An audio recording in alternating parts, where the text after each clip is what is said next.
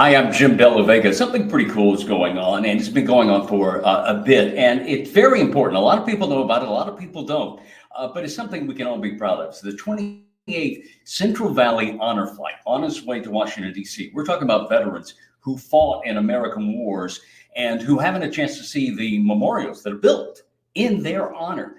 It's a chance to have camaraderie with fellow vets of the various different wars, and we're going all the way back to World War II. It's also an important time to understand that there is some acknowledgement for all the danger and all the effort they put into their service. So I'll give you some video. But this is what it's like this morning as they were getting ready to fly out. They're in the air right now, and they'll be landing today, and they'll get a chance to see some of these fantastic memorials that have been put together in their honor. And if you think about it, if you've ever gone to Washington and you see any of these memorials, it'll put a tear to your eye. And if you think of the people, if it affects people who haven't been in war situations like that, imagine how it affects people who actually have. And we're talking Vietnam veterans who didn't really get a homecoming when they returned to the United States. What they got was anything but a homecoming in most cases. But we're also talking about a few now remaining World War II veterans. We also have Korean War in there as well. And all of those who have served and want to get them the chance to see what's been going on. And part of the reason they've been able to do this is because the Central Valley is filled with so many big hearts who are not afraid to donate. So these men and women can go, well, they're mostly men here, but so they can go and really get to be part of something, see what they're part of. So this exists. It has existed out there for quite a long time.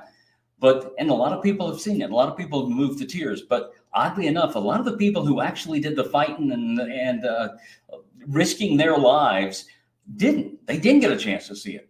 So it's very important that they get a chance to see it. This is something we can all help with too, because if you want to make a donation to Honor Flight, this is the 28th Honor Flight from the Central Valley. There'll be a 29th, hopefully there'll be a 30th, but those are going to depend on donations.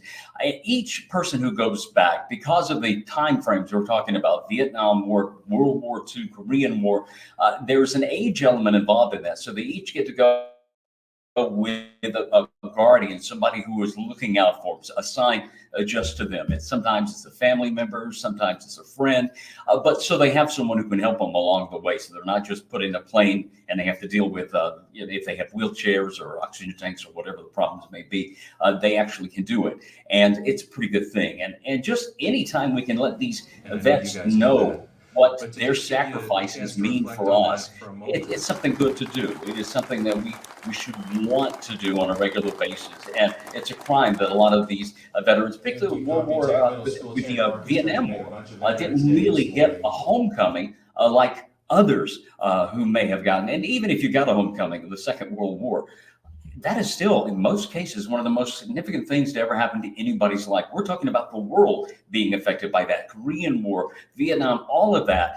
It doesn't get much larger than that. Putting your life on the line, literally, for your country, not just saying the words, but actually doing the motions. So it's something we'll be updating you on as we go through the next couple of days, and we'll keep you updated about how their trip goes when they are back in Washington. We'll also keep you updated on how you can help out with the next Honor Flight, and when that will be happening, we don't know at this time, but we'll let you know about that. And if you wonder what this thing is that's tickling out here, this is my IFB. This is how the producer talks to me and tells me my jokes aren't funny. I just broke it, actually. So I'll use that for midday and then for Great Day tomorrow. But way more important than this silly thing around my neck is this cause. Whenever we can, we should want to help and honor our veterans who have done so much for us. And this is just a small way of helping out. It doesn't give you chills just seeing that and knowing what they went through, what they have done for our country. I'm Jim Della Vega, and that's what's